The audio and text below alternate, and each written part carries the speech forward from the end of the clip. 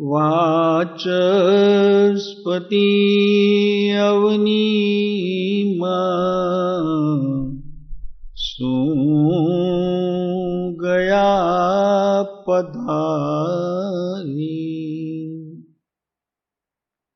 एवा वितर्क जनना मन मालसंता। एवा श्रीमद राजचंद्र वचनामृते सुनंता। एवा श्री राजचंद्र वचनामृते सुनंता। श्रीमद् राजचंद्र वचनामृत ग्रंथ मोक्षमाला शिक्षा पाठ 101 ग्रंथ छे मोक्षमाला। विषय ऊपर एजेंडा में छे स्मृति में राखवा योग्य महावाक्य। स्मृति में एटला माटे लीधा कि ते व्यवहार ने अनुसरतो विषय छे अने ए व्यवहारनी शुद्धता वगर जे भगवान महावीरे के ज्ञानी अनंतोए जे कह्या एवा सिद्धांतना बोध परिणमता नथी, कार्यकारी थता नथी, जीवन में कई लाभनु कारण थता नथी, माटे स्मृति में राखवा योग्य।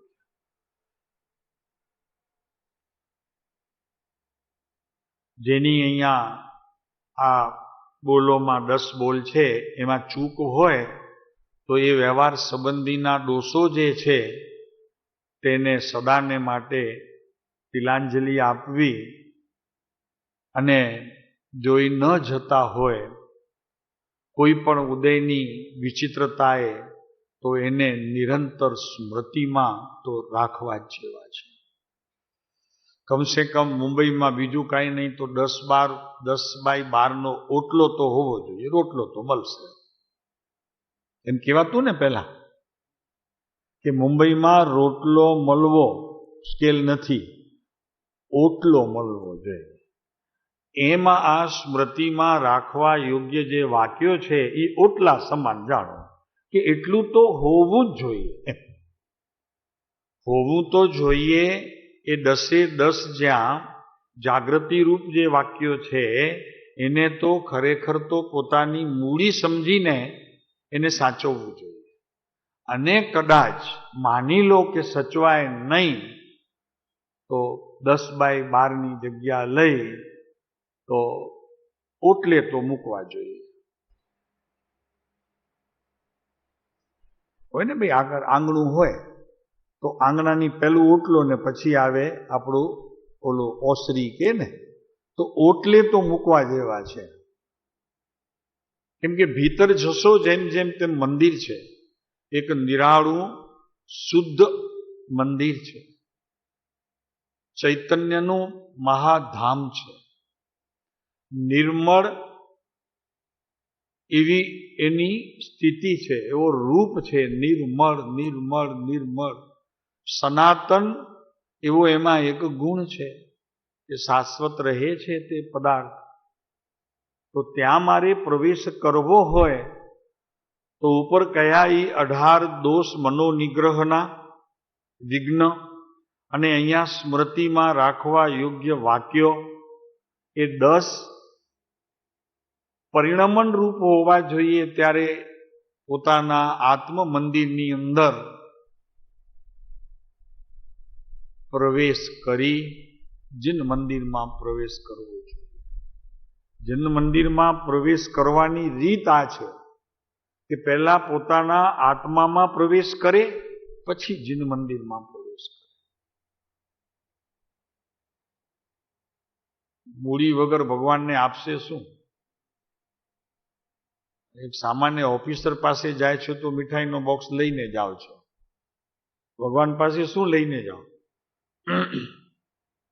કઈ નહીં, ખાલી હાથે. હાથ ભલે ખાલી હોય, હૃદય ખાલી નહીં રાખતા. હાથ ખાલી ચાલશે.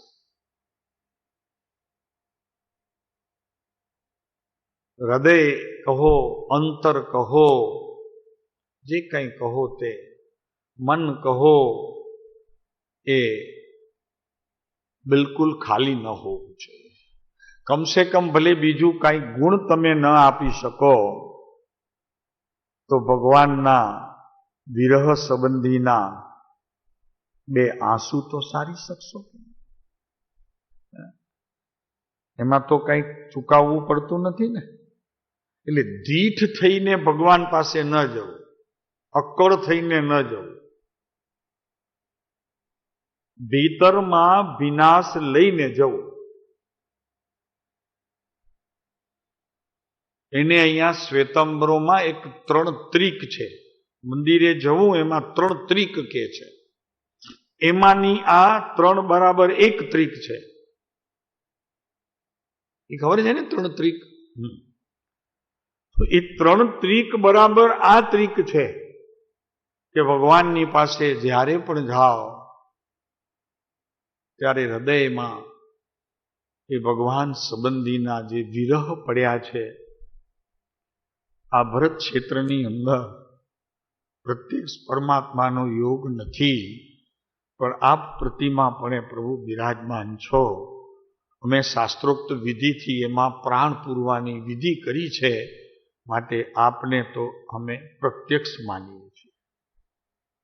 જીવંત છો, કેમ કે પ્રાણ વિધાન દ્વારા વિધિ કરીને શાસ્ત્રોક્ત પદ્ધતિથી ભાવપૂર્વક અમે આમાં સ્થાપિત કર્યા છે. તો એ સ્થાપિત ત્યાં તો થયા, પણ અમારા જ્ઞાનમાં શ્રદ્ધા ગુણની જે અવસ્થાઓ છે એમાં હર પડે આપ પ્રત્યક્ષ જણાવો છો. માત્ર પ્રતિમા છે એમ નહીં, આપ પ્રત્યક્ષ છો.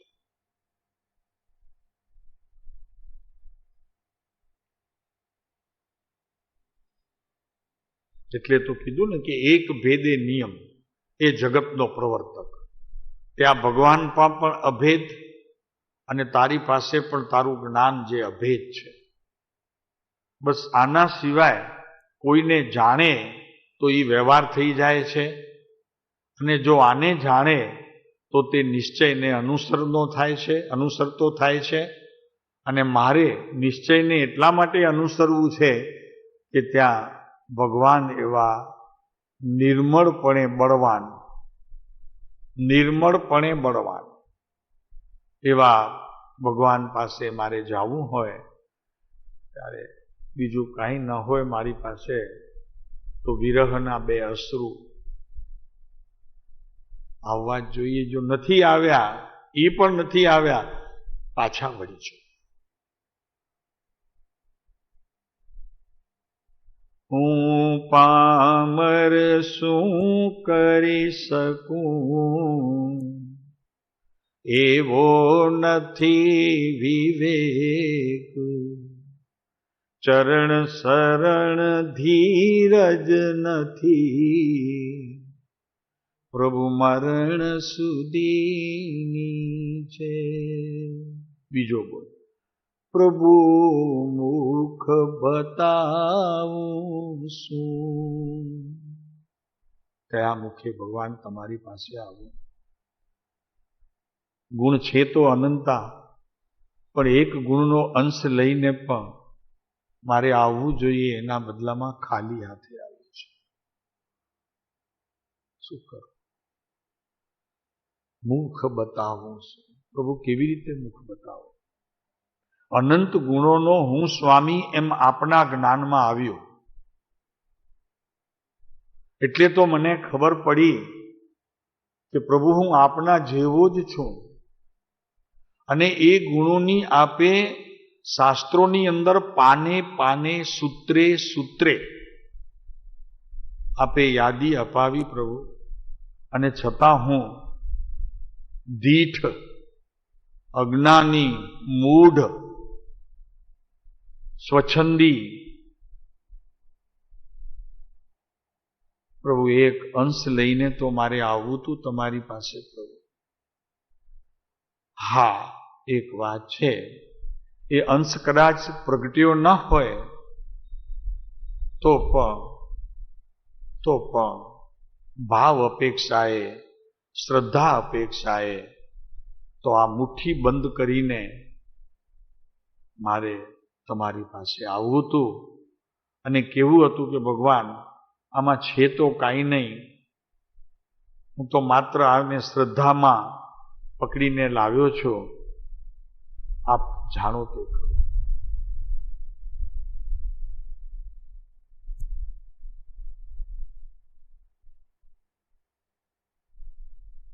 પછી ઈચ્છા કારણ સંદીશ ભગવાન એમ કરીને ઈરિયાવીરી વણા વીરાય અમારે ગમાળ ગમણે પાય કમણે બીય કમણે હરિય કમણે જે બધું બોલવું હોય તે.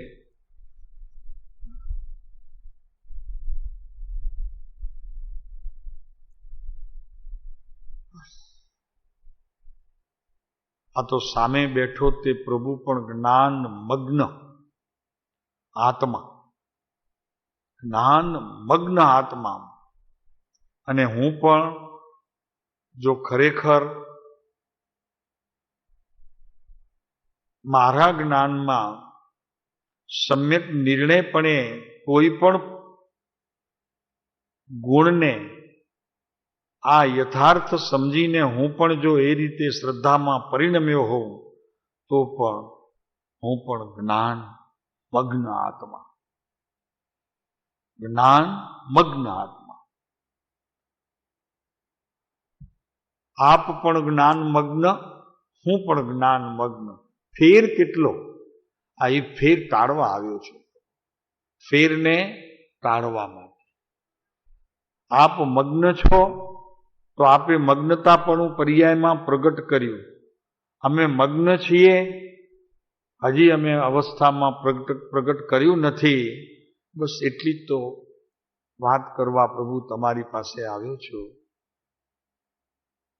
સ્વીકારજો. તો સ્મૃતિમાં રાખવા યોગ્ય મહાવાક્યો. મહાવાક્યો, મહા એટલે અક્ષર મોટા છે એમ નહીં, એનો ભાવ ઘણો છે. એમાં જે ભાવ છે ને એ બહુ જ ભાવ છે. મહાવાક્યો. આપને એમ લાગે કે મહાવાક્યો તો સૂત્રોમાં હોય, આગમમાં હોય, પણ આ આગમ છે, આ 10 બોલ આગમ છે.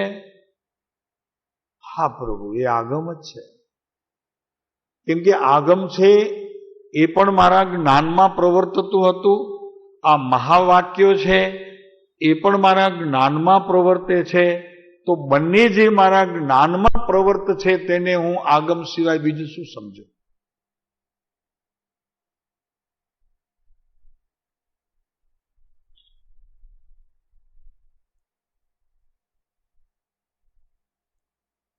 ચોથો બોલ આજે. જાજાનો મેળાપ અને થોડા સાથે અતિ સમાગમ એ બંને સમાન દુઃખદાયક છે. અનુભવ છે બધાને.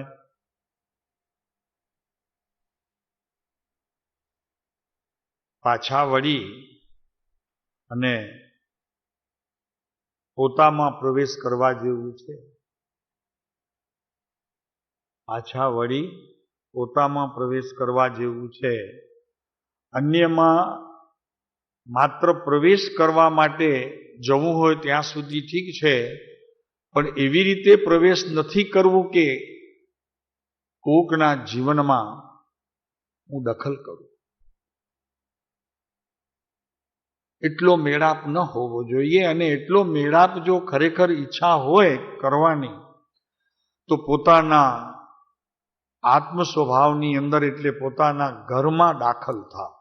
ઘરમાં દાખલ હશો તો તે કાર્યકારી, અને બીજામાં દાખલ થશો તો દખલ કરશો.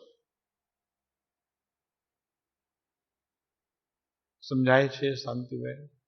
બીજાના જીવનમાં દાખલ થવું એટલે દખલ કરવી, પોતાના સ્વભાવમાં દાખલ થવું એટલે ધર્મને પામવું.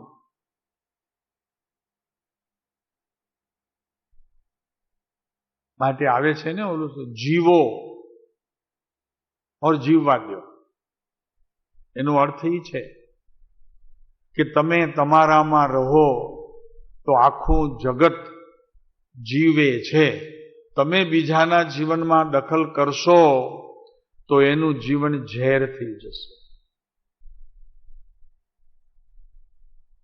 શું બોધ છે? હા, થાય ને? એમ જ થાય ને? શાંતિભાઈ બરોબર છે? આ જીવો અને જીવવા દો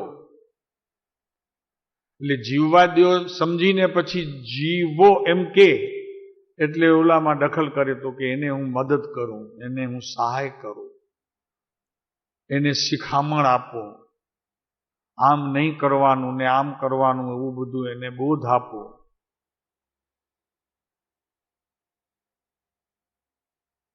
રમણ મહર્ષિ પાસે એક માણસ એવી રીતે જ આવેલો કે મારો મિત્ર બહુ દુઃખી છે, અતિ દુઃખી છે, મને એવું પ્રભુ કંઈક આપો કે જેથી કરીને એને હું સુખ પમાડી શકું. રમણ મહર્ષિ કાંઈ બોલ્યા નહીં. અડધો કલાકી પુરુષ બેઠો, પાછો જરાક પોતે થાક્યો, પણ મહર્ષિ ન થાક્યા, તો બેઠા જ હતા. એ અડધે કલાકે પાછો રૂમમાં ગયો, ત્યાં અરુણાચલ.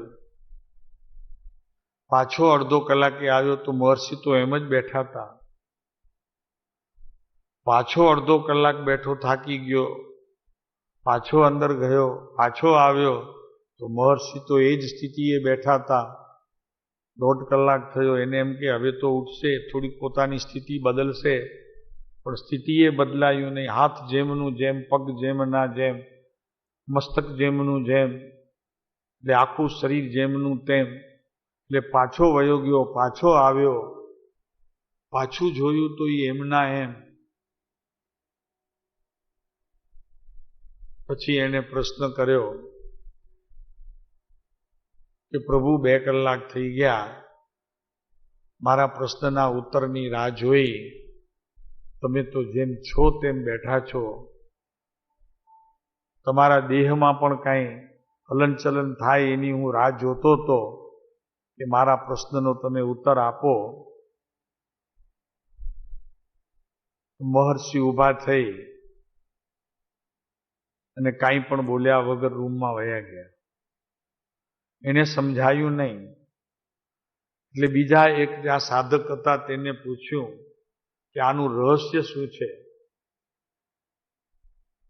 તો કે તું સમજે તો રહસ્ય છે, અને ન સમજે તો અહીંયાથી બિસ્તરા પોટલા લઈને પાછો વયો. આપ કાંઈ સમજ્યા હો તો સમજજો. પેલાને એમ કીધું કે સમજ્યા તો ઠીક છે, ન સમજ્યા હો તો અમે તો સમજાવી શકીએ નહીં.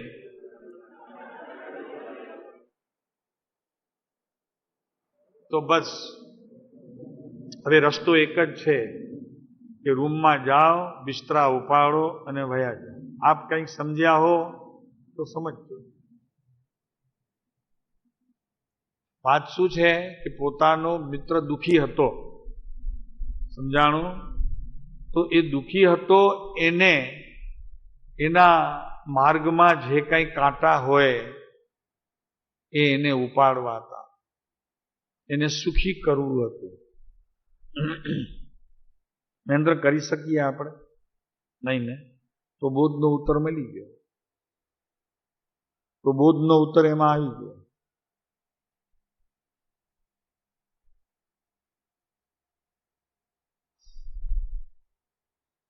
જો આપ ના કહો છો તો એનો ઉત્તર આવી ગયો. તો એમાં એમ આવ્યું કે જીવો અને એને જીવવા. આપ સમજ્યા શાંતિભાઈ? કોશિશ કરજો. આ સમજશો તો આ મહામોંઘેરા મૂલ્યરૂપ જે વાક્યો છે ને એ સ્મૃતિમાં રહેશે.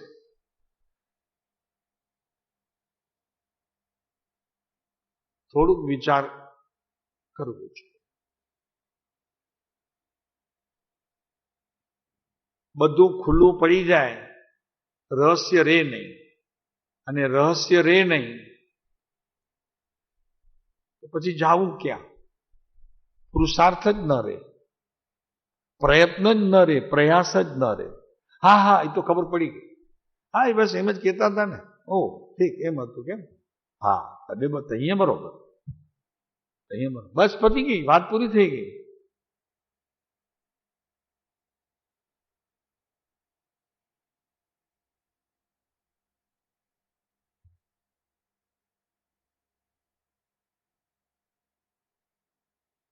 તો અહીંયા એ છે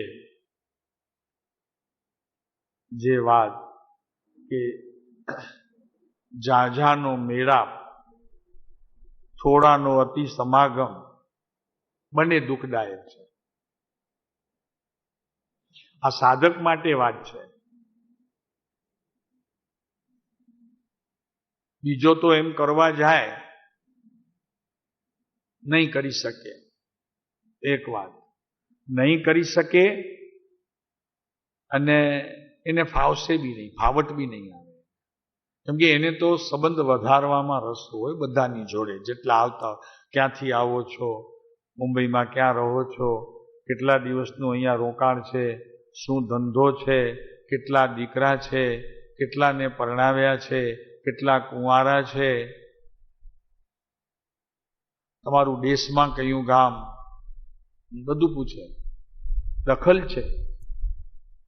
એના જીવનમાં દાખલ થવાનો પ્રયત્ન કરવો, ચેષ્ટા કરવી, એટલે જાજાનો સમાગમ,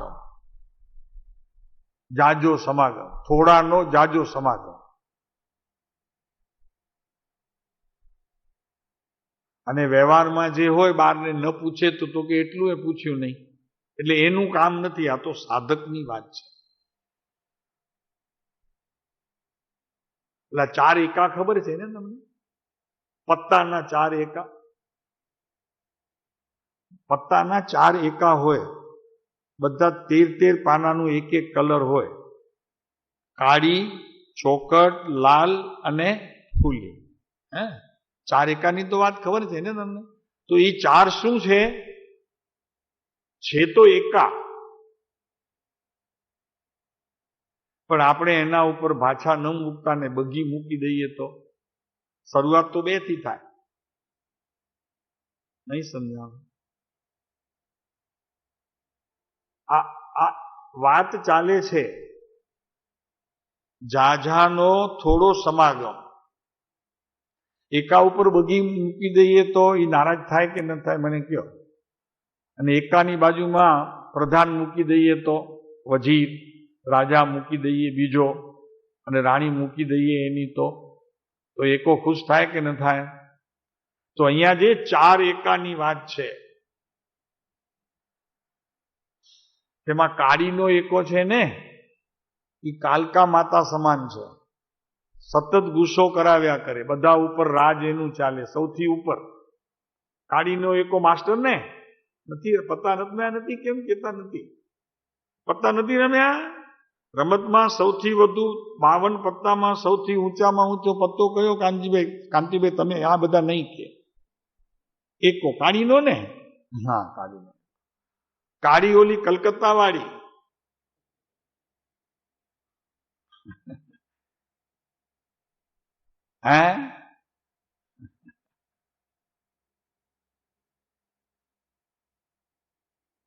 હવે એનો જ્યારે પણ સંગ કરો ને તો ભાષાથી શરૂઆત કરજો તો એને ગમશે. બીજો રાજા બેસાડજો એને બાજુમાં, એકાની બાજુમાં, પછી રાણી બેસાડજો અને પછી વજીરને બેસાડજો. તો પછી કહીએ આ તો થઈ કાળીના એકાની વાત. પછી એક ચોકટનો, એના 4 ખૂણા હોય, એમ કસાયોના 4 પ્રકારે અહંકાર પ્રવર્તતો હોય તેને કહેવાય ચોકટનો એકો. ચારે બાજુથી બધાને કાપતો જાય. હું પોતે મોટો, બાકી બીજા બધા ખોટા. વાતને કાપે, પદને કાપે, પ્રતિષ્ઠાને કાપે. જરી કોઈક વાત કરે ને કોઈ તો કે તમને ખબર ન પડે. ચારે બાજુથી કટ. 4 પડખા છે ને, આગળ પાછળ આ ને આ, એમ 4 પડખા. ઉત્તર દિશા દક્ષિણ દિશા નહીં. પોતાની બાજે પોતાની ચારે બાજુ એવો એણે ખરેખર મૂકી દીધું છે. શું મૂક્યું છે? અહંકાર. આ ચોકટનો એકો અહંકાર બરાબર છે. કોઈને ગણકારે નહીં, હું કહું તે ખરો. ચોકટ, ચારે બાજુથી બધાને કટ, અને પોતે કહે તે સાચું, એટલે એને અહંકાર નામ આપ્યું છે. આ ઝાઝાનો મેળાપમાં આ દુઃખ, પોતાની વાત આવે એટલે જરાક થોડોક ટાઈટ થાય, અહંકાર અંદરમાં માન ભરાય, બધું અહંકાર આવી જાય. હવે કયો રહ્યો એકો? લાલનો.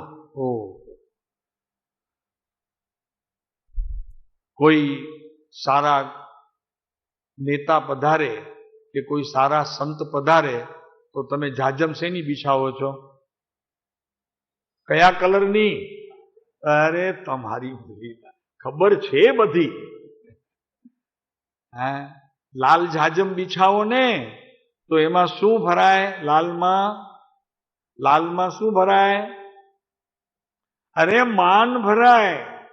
લાલ જાજમ બિછાવે એમાં માન ભરાઈ જાય, દેખાય નહીં લાલમાં. લાલ જાજમ બિછાવે ને આમ એકો. અહીંયા વાત શું ચાલે છે? એકો. જાજાનો સમાગમ નહીં, એક એકાનો સમાગમ કરવો. છું એક શુદ્ધ મમત્વહીન હું, જ્ઞાન દર્શન પૂર્ણ છું. એકલા રહો, જાજાને પણ થોડા સમાગમમાં રહેવા દો, અને થોડાનો જાજો સમાગમ રહેવા દો, જાજાનો થોડો રહેવા દો. એકલા રહો જેટલું બની શકે તેટલું. કોઈનો સમાગમ નહીં. થોડાનો જાજો અને જાજાનો થોડું, કાંઈ જ નહીં. કોઈનો સમાગમ કરો નહીં, એક રહો.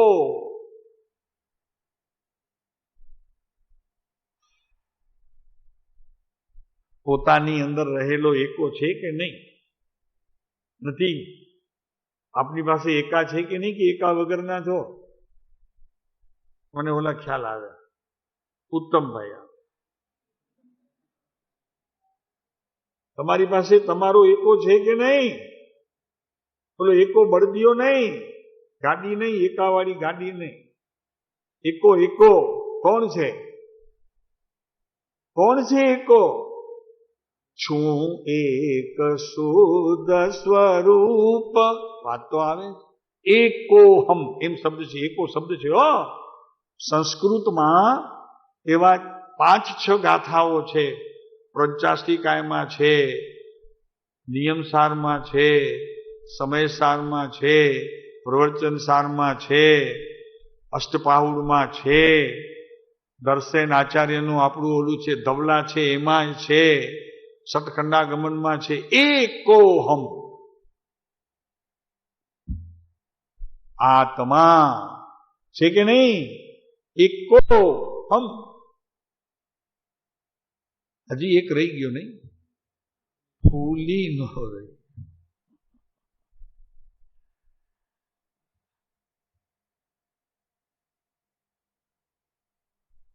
મને કહેશો આપ ફૂલીને ક્યારે ફાકડા થાવ છો?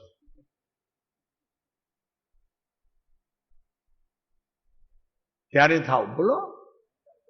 હા, અંદરમાં માન ભરાઈ જાય, સૂક્ષ્મ લોભ ભરાઈ જાય, ત્યારે તમે ફૂલીને ફાકડા થાવ. ભલે થાવ, વાંધો નહીં પડે. 4 એકામાંથી એક એકો તમારો છે. એને પાકું કરો. એકો હમ, આ ચારમાંથી કોઈ મારા નહીં, પણ હું એકો છું. એ ચારને હરાવી દઉં એવો એકો છું. પત્તામાં જોકર છે. આ તો રમ્યા હોય એને ખબર પડે, અમે તો રમ્યા હોય. એકાને પણ જો જોકર આવે ને તો મારી નાખે. કાંતિભાઈ રમ્યા છો કે નહીં? અમે તો રમ્યા છીએ. પછી લાગે ઓલું સર થતો હોય એકો ને આપણે જોકર ફેંકીએ, ઓલો ઢીલો થઈ જાય એકો ફેંકવા. તો આપણી પાસે એવો જોકર છે.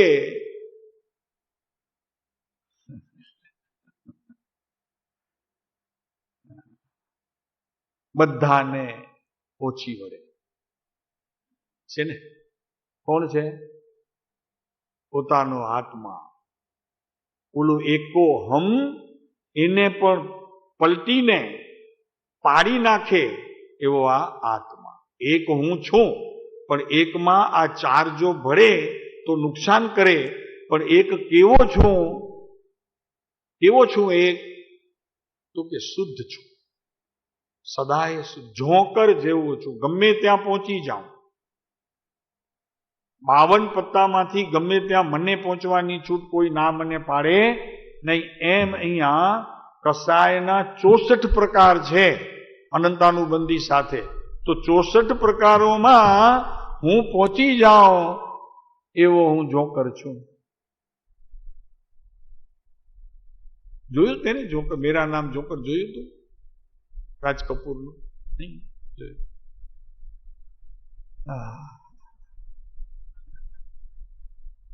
આપણે આ વાત કરી તો ઠીક. અહીંયા તો એમ કે છે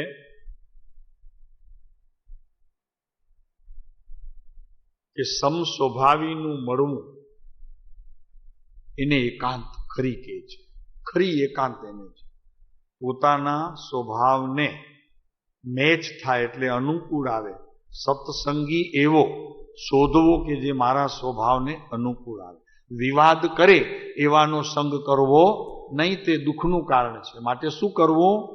કે એવાનો સંગ કરવો કે ભલે થોડો સમાગમ કરવો, પણ એ થોડો સમાગમ એવી રીતે કરવો કે જેનાથી મારા આત્માને કંઈ લાભ થાય.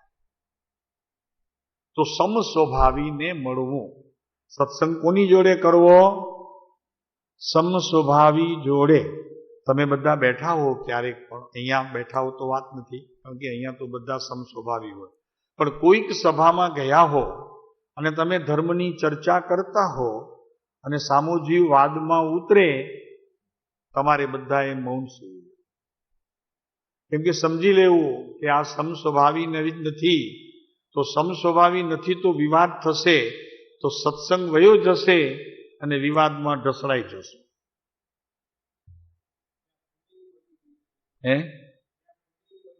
ફૂલીની બગી એટલે એ સૌથી નાની ને બિચારી. ઓહો, આ તો આપણે નાના થઈ જવું એમાં હું. ફૂલીની બગી સૌથી નાની, ચોકટથી એનાથી ઊંચી, પછી લાલની ઊંચી ને પછી કાળીની ઊંચી. કાલકા માતા છે ને, આમ જીભ બાર કાઢી ત્રિશૂળ હાથમાં લઈ આંખ લાલ કરી અને બેઠા કલકત્તામાં કાળીમાં. કાલીમાં ઈ નથી, કાલીમાં તો ભીતર બેઠેલો ક્રોધ છે, ઈ કાલીમાં છે. ઈ કાળીમાં છે. અને કાલીમાં ઈ છે કે જે કાળીમાં કામ કરે છે ને, એનો આત્મા ઉપર જે કંઈ બધું મેલ ચોટે છે ને, ઈ કાલીમાં છે. ઓલી કાળીમાં અને આ કાલીમાં. નહીં સમજાણું? બંનેનો ભેદ સમજાણું? પછી એને કારણે, એટલે કે ક્રોધને કારણે જે કાંઈ અંદરમાં કાલીમાં ચોટે છે એને અહીંયા કર્મ કહેવામાં આવે છે. પ્રભુ તો કેવા મળ્યા છે આપણે. વિતરાગ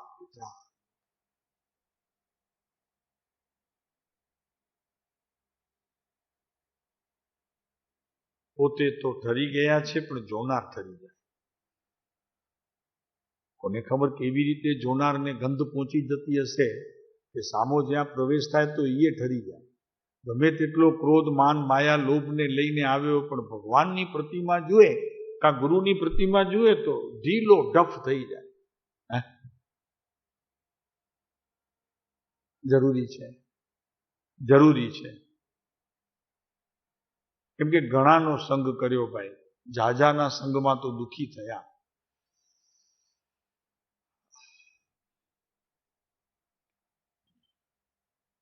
કૃપાળુદેવનું બહુ સરસ શબ્દ છે કે એકાંત યોગ સાધવા પુરુષાર્થ કરો. એકાંત યોગ, યોગ એટલે મન વચન કાયા નહીં. યોગ એટલે જાગૃતિ. યોગ એટલે ઉપયોગને સવડી દિશાએ વાળવો. તો કેવી રીતે વળે? તો કે ગુરુના સાનિધ્યમાં વળે, પોતાથી નહીં વળે, ગુરુથી જ વળશે. પછી જ્યારે દર્શન થશે ત્યારે ગુરુ નહીં હોય, એ પોતે વયા જશે, તને એકલાને મૂકી દેશે.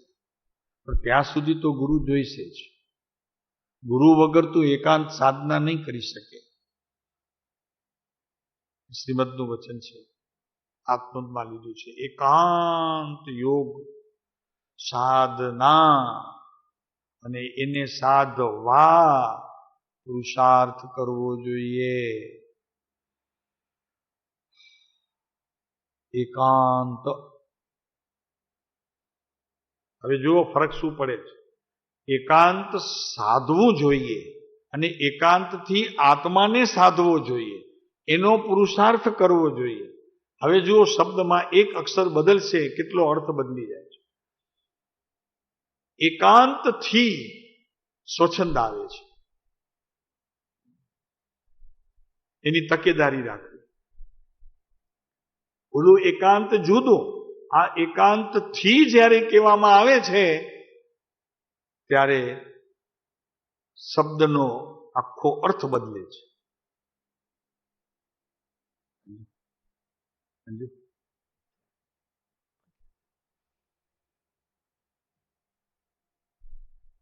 કેમ કે એકાંતમાં એક મોટામાં મોટી ત્રુટિ છે કે જીવ જો પચાવી ન શકે એકાંતને તો જીવનમાં ઘણું નુકસાન કરી શકે છે.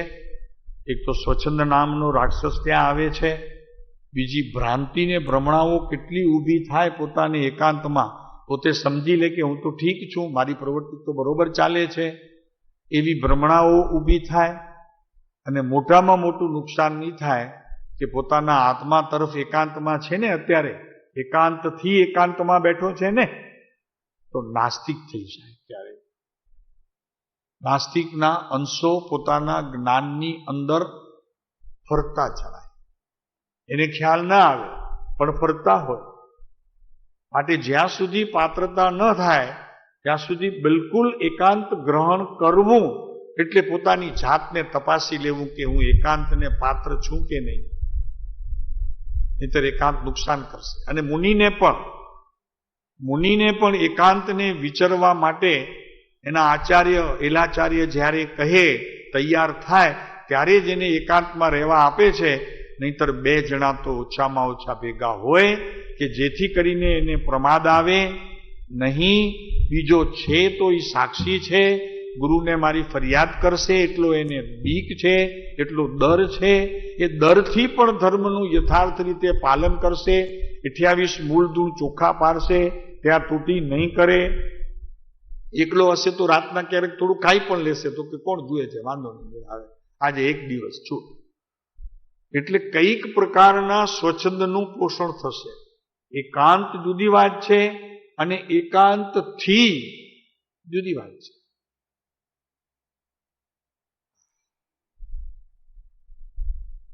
આવું છે શાંતિભાઈ. નાસ્તિક થઈ જવાય, ભ્રમણાઓ બહુ આવે, બહુ ભ્રમણાઓ થઈ જાય પોતાને. માટે એકલા બેસવા કરતા બીજાનો સંગ શોધી લેવો અને તે સમ સ્વભાવી. કૃપાળુદેવ લખે કે અહીંયા મુંબઈમાં અમને કોઈ સમ સ્વભાવી મળતો નથી. એક અંબાલાલ, એક પોપટભાઈ, એક ત્રિભુવનભાઈ, એક મનસુખભાઈ, આ બધાની અત્યારે અમને ખૂબ આવશ્યકતા છે. મુંબઈમાં યોગ નથી, એટલે અમને એકલા રહેવું પડે છે. એનાથી અમને રહેવામાં તો વાંધો નથી આવતો, પણ એ તો જ્ઞાની હતા એટલે સતત જાગૃતિમાં હોય તો પણ એમને એમ થાય કે અત્યારે આ સ્થિતિએ જ્યારે અમે એકલા બેઠા છીએ ત્યારે ભીતરમાં એટલો આત્માનો ઉપયોગ વર્તે છે, ત્યારે અમને કોઈક સાતા પૂછનાર જોઈએ. એટલું વિકલ્પ અમને આવે છે કે જરી અત્યારે સાતા પૂછનાર હોય તો તે સમયે આત્માની ક્રિયામાં વિશેષ પુરુષાર્થ થઈને બળ પ્રવર્તે. આ એકાંત એટલું સારું પણ છે, એટલું નુકસાન પણ કરે છે. એટલે શ્વેતંબરો તો મુનિને એકલા રહેવા દે નહીં, અને એકલા રહેતા હોય એને મુનિ માને નહીં. અને આ તો એવું છે કે એમને ખબર પડે એટલે સુધી આ એ લોકોએ એક નિયમ ઘડ્યો છે. પણ અમરેન્દ્ર વિજયજી મહારાજ સાહેબ હતા અમારા, એ હમણાં એકલા જ વિચે. પણ અમે પછી પૂછીએ કે તમે મુનિ નથી માનતા? તો કે મને ક્યાં એમના સર્ટિફિકેટની જરૂર છે, સંઘના સર્ટિફિકેટની અમને શું જરૂર છે? એ માને કે ન માને, એ કે એકલો રે એ મુનિ જ નહીં, મુનિથી એકલા રહેવાય જ નહીં. પણ અહીંયા શાસ્ત્રોમાં તો એમ કીધું છે કે એકલા રહેવાય તે મુનિ, એકલા રહી શકીએ તે મુનિ. હવે આ બેનો ફેર તફાવત કેમ જાણવો? એ તફાવત ભીતર છે, અંતરમાં એની તપાસ કરવાથી રહેવું અને ન રહેવું એવો જે બે પ્રકારે જ્યાં વાત કરવામાં આવી છે તો સત્ય છે. પણ એ સત્ય શોધવું ક્યાં? તો કે જે વ્યક્તિ એકલી રહે છે અથવા તો રહેવા ઈચ્છા કરે છે એમાં એ સત્ય શોધવું. તો કે સાહેબ આપણને કેમ ખબર પડે? તો સત્ય શોધવાની પાત્રતા પણ આપણામાં હોવી જોઈએ. હવે એ પણ ન હોય તો આપ પણ ઈચ્છા કરશો એકલા રહેવાના, ઈચ્છા કરશો એકલા રહેશું અમે, પણ મરશો. કેમ કે પાત્રતા નથી એ નિર્ણય થયો, બીજાનું તમે જીવન જોઈ શકતા નથી. એટલી દ્રષ્ટિની નબળાઈ છે. મોતિયો આવ્યો છે જ્ઞાનમાં, જ્ઞાનમાં મોતિયો. આંખે તો આવે, આ જ્ઞાનમાં મોતિયો સમજાય? સ્વચ્છંદ નામનો મોતિયો. હવે એની તો દવા જ્ઞાની પાસે છે, ડોક્ટરો પાસે નથી. અને પછી ઓલી પૂજા ભણાવે વર્ણીય, જ્ઞાના વર્ણીય, દર્શના વર્ણીય, અંતરાય, આ બધા વર્ણીય થઈ જાય. પણ આજે અહીંયા સરસ બોર્ડ લખ્યું છે. આજે કે અંધકાર જોઈને સૂરજ કદી પાછો ગયો છે? ગયો હોય તો કયો તમે, કદી પાછો ગયો છે? કે આય હજી તો અંધકાર છે, હું કેમ કરીશ, કેમનું દેખીશ, માટે વયો જાય પાછો. શું છે આ? ખાલી વાત નથી. આ મિથ્યાત્વનું વર્તમાનમાં પરિણમન જોઈને આત્મા પાછો વળે કદી? તો પ્રગટ થઈને રે. જો સત મારા જ્ઞાનમાં પ્રવેશ્યું હોય તો.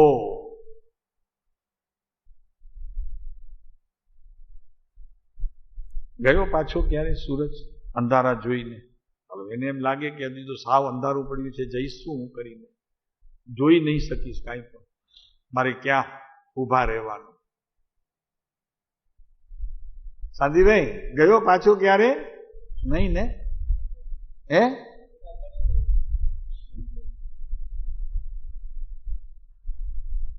તો આપ બહાર આવો, અંધકાર ભાગી જાય. સૂર્યની જેમ બહાર આવો, જાજાનો મેળાપ રહેવા દો, થોડાનો જાજો સંગ રહેવા દો. એ સંબંધીની એક વાત આવે છે.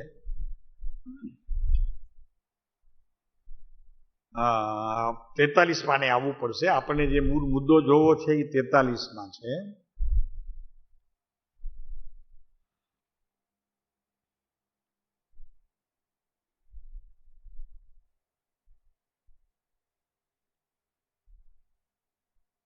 નમી રાજશ્રીને મહાવ્યાધિ આવી. તે એવી વ્યાધિ આવી કે આખા શરીરે વીંછીના ડંખ જેવી વેદના થવા માંડી. સહન ન થાય. કેટલાય વૈદ વિદ્યાના પ્રવીણ હકીમો વૈદો બધા આવી ગયા, ઔષધ ઉપચાર ઘણા કર્યા, પણ બધું વ્યથા ગયું. લેસ માત્ર પણ કાંઈ પીડા ઘટી નહીં. એવું શરીરે દાહ જ્વર કહેવાય ને, દાહ જ્વર. જ્વર એટલે તાપ, દાહ એટલે સતત ચટકા ભરતો હોય, દાહ જ્વર.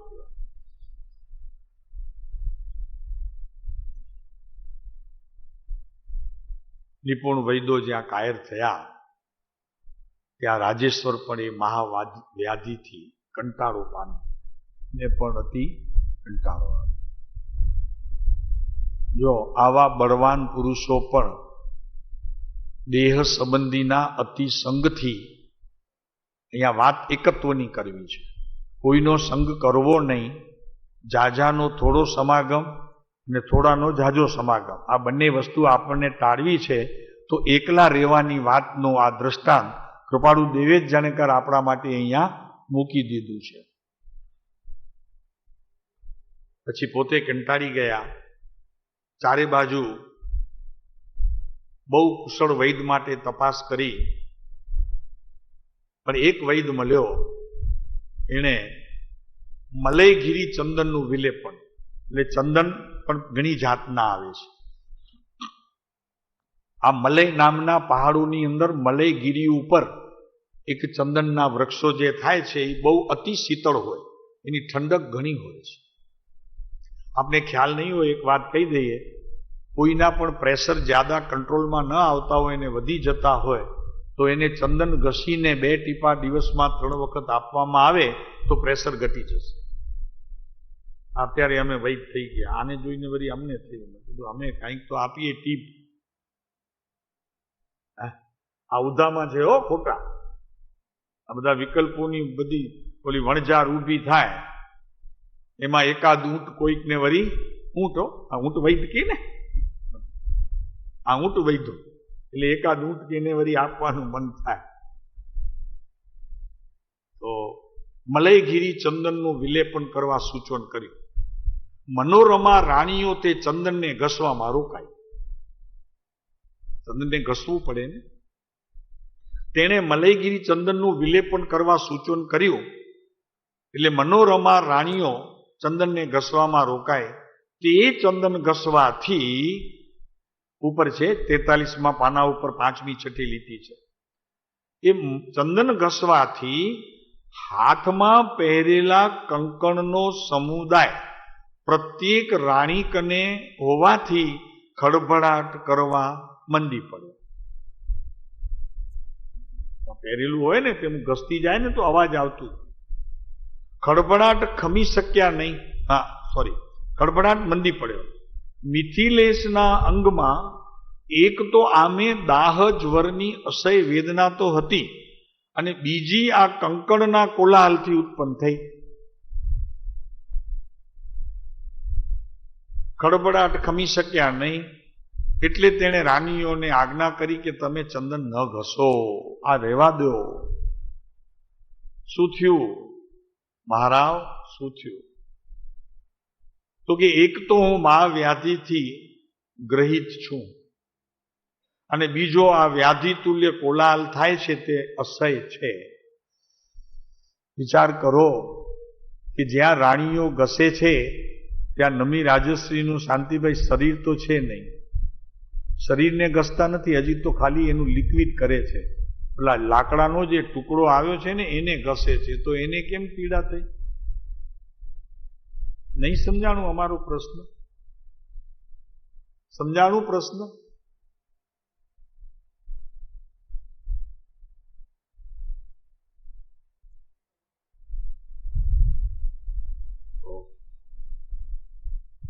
આ જાજાનો સમાગમ થોડા સમય માટે ખાલી ઘસી લેશે, પછી તો બધું કડબડાટ શાંત થઈ જશે. પણ શાંતિભાઈ મને એ તો કહો કે ઘસે છે પથ્થર ઉપર અને લાકડું ઘસે છે અને ચંદનનો ઓલો એનો રસ બહાર આવશે, તો એમાં અવાજ આવે છે જે આનો કંગનનો, તો એ તો ઘસતા નથી, કંગન કંગનની જગ્યાએ છે અને ઘસવાનું ઘસવાની જગ્યાએ છે, તો વળી નમી રાજસીને બીજી વ્યાધિ કેમ આવી?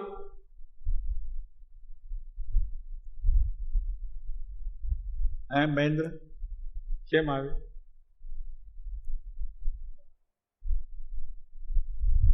શું થયું? ચિત્ત છે ને, ચિત્ત એકમાં રોકાયું હતું અને બીજો પ્રહાર ઉપર પડ્યો, તો બે થયા ને, તો કોલાહલ વધી ગયો.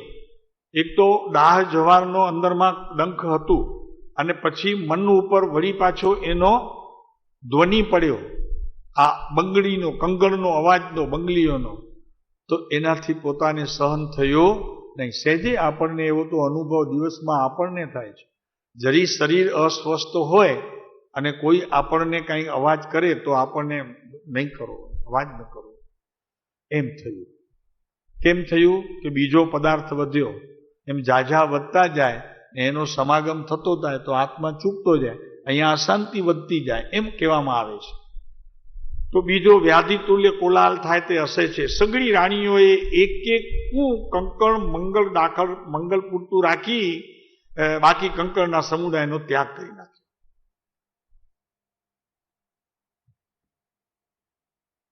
એટલે થતો ખળભળાટ શાંત થઈ ગયો.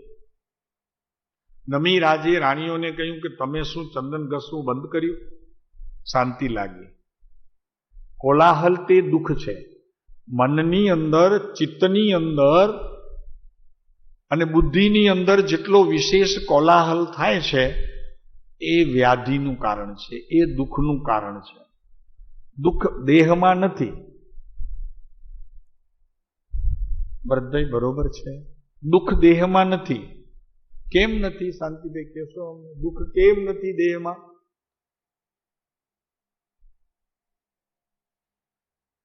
આ જરા વાત સમજવા જેવી છે કે આ શરીરમાં કોઈ પણ પ્રકારનું દુઃખ ઉત્પન્ન થતું નથી. સમજાવશો? બોલો. હા, દેહ તે જળ છે. હવે એટલું જ નથી, માત્ર નવીનભાઈ કે છે એટલું નથી, પણ વાસ્તવિક શું છે કે તે સમયે દેહની અંદર રહેલા જે પૂદગલ પરમાણુઓનો જથ્થો છે એ એની વિકારી દશા છે. નહીં સમજાય? નિર્મળ દશા હોય ત્યાં સુધી શાંતિ, પણ એ પરમાણુની અંદર વિકારી દશાને પરિણમવાની યોગ્યતા થઈ અને વિકાર થયો, એમાં માટે દુઃખ થયું. વિકાર થયું ને પૂદગલમાં. હવે એ ગુંગળું નીકળ્યું અહીંયા, તો એ વિકાર થયો પૂદગલનો. પણ એ પૂદગલ સંબંધીના વિકારને મેં મારું માન્યું, ત્યાં કોલાહલ થયો. હવે જેવું ઓલું બંધ થયું તો અહીંયાથી બધું ગયું તો શાંતિ લાગી. તો શું જવું જોઈએ? કોલાહલ. કેમ જાય કોલાહલ? ગુરુનું શરણું સ્વીકારીએ તો કોલાહલ જાય. ગુરુની મંત્રની માળામાં રોકાઈએ તો કોલાહલ જાય. નવકાર ગણીએ તો કોલાહલ જાય. પ્રભુને સ્મૃતિમાં રાખીએ તો કોલાહલ જાય. આ 101 બોલમાં કહેલા વાક્યોને સ્મૃતિમાં રાખીએ તો કોલાહલ જાય. કોલાહલ જાય એટલે શું ફળ મળે? વાત કરે છે. તો કે તમે કેમ ચંદન ઘસવાનું શું બંધ કર્યું? રાણીઓએ કહ્યું, ના, માત્ર કોલાહલ શાંત થવા માટે એક એક કંકળ રાખી બીજા કંકળ પરિત્યાગી અમે ચંદન ઘસીએ છીએ. લ્યો છે કંકળનો સમૂહ હવે અમે હાથમાં રાખ્યો નથી, તેથી ખળભળાટ થતો નથી. રાણીઓના આટલા વચનો સાંભળ્યા ત્યાં તો નમી રાજશ્રીને રોમે રોમ એકત્વ સિદ્ધ થયું. લ્યો, આ ઝાઝાના મેળાપમાં અને થોડાનો અતિ મેળાપમાં આ એકત્વ ભાવના છે. સમજાણું ભરતભાઈ? શું છે આમાં? એકત્વ ભાવના છે ને ભાઈ? નામ શું છે જુઓ, એકત્વ ભાવના. તૃતીય ભાવના એકત્વ, 40મા પાના પર.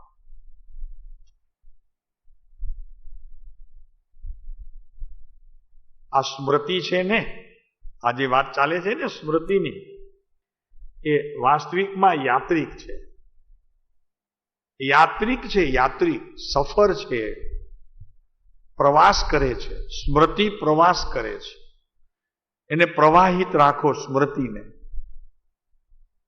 જ્ઞાનમાં રહીને પછી એને ઢાંકી ન દો પ્રમાદથી. એને યાત્રિકપણે રહેવા દો, પ્રવાસમાં સતત સાથે રાખો. પણ મુંબઈ જાઓ તો લઈ જજો, અહીંયા પછી બધા ઊભા થાય તો લઈ લેજો.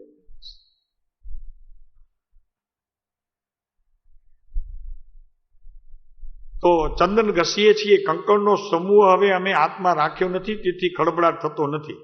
ત્યાં રાણીના આટલા વચનો સાંભળ્યા ત્યાં તો રોમે રોમ એકત્વ સિદ્ધ થઈ ગયું. આ એકત્વ ભાવનાનો આખો પ્રકાર પોતાના જ્ઞાનની અંદર પ્રતિભાસ થવા માંડ્યો.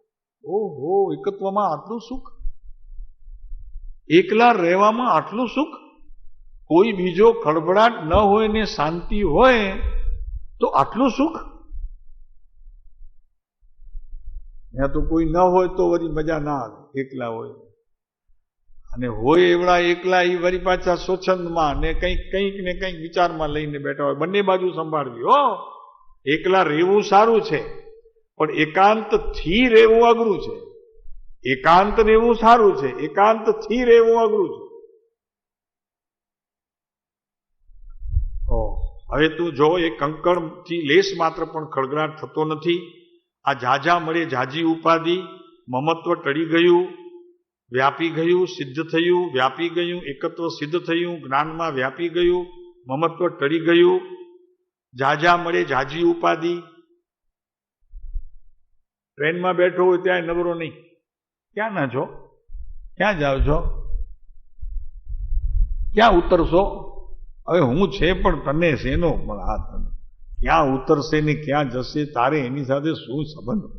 હમણાં વયો જશે, ઉતરીને વડોદરા આવશે તો ઉતરી જશે. પછી હું કરીશ? હું એના માટે રડીશ? ઉતરી ગયો, આજે બાજુમાં બેઠો તો, હવે ઉતરી ગયો તો ઓલો કે રડો નહીં, ટીસી કે બીજો આવે છે. શું કે ટીસી? શું કે ક્યું રડતે હો? તો વળી બાજુમાં બેઠો હોય અમારા જેવું તો કે ઓલો ઉતરી ગયો ને એના માટે રડે. તો કે घबराओ नहीं, मैं दूसरे को भेजता हूं.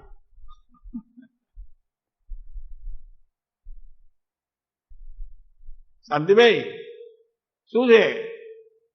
ટીસી એમ જ કે ને કે એને કયો તમારા સાગરીતને કે રડે નહીં, હું બીજાને મોકલાવું. તો હવે બીજો બેઠો ત્યાં એ વલસાડ ઉતરી ગયો, વચ્ચે પાછો રડવા માંડ્યો. પાછો ટીસી આવ્યો તો કે घबराओ नहीं, मैं तीसरे को भेजता हूं. એમ એક પછી આ ઝાઝા મળતા જાય અને દુઃખી થતો જાય. સમય થઈ ગયો છે આપણો. પછી જરાક આ જોઈ લેશું, આ પારિગ્રાફ જોવા જેવો છે. ઝાઝાનો થોડો ઝાઝાનો સમાગમ એ દુઃખનું કારણ, અને થોડાનો ઝાઝો સમાગમ. આ વાત બહુ વિચારવા જેવી છે. અને વિચારવા જેવી એટલા માટે છે કે જેટલા એકલા રહેવાનો આપણે ઉદ્યમ કરીશું, એકલા રહી શકીએ એવો, પણ પોતાના આત્માને એના માટે તૈયારી હોવી જોઈએ. પોતાની નિર્મળતા હોવી જોઈએ. નિર્મળતા સાથે ન્યાય અને નીતિ હોવી જોઈએ. કારણ કે ગુરુને એમ કહેતા સ્પષ્ટ કહી દેવું જોઈએ કે મને હજી ઘણું બધું ડર પણ લાગે છે અને હજી એકાંતમાં બેસવાની મારી સ્થિતિ નથી. કોક તો મને જોઈશે, સંગ તો મને સંગમાં રાખો, એકલા ન રાખો. ઓલા વિપસ્સના વાળા બધાને એકલા રાખે ઈ નહીં, એમ નહીં, પણ જ્ઞાનીની આજ્ઞા લઈ કરીને એકલો રહી શકે એવી સ્થિતિ છે કે નહીં એની, નહીં તો તમે સંગમાં રહો. એ એના માટે ઉત્તમ છે. શાંતિ.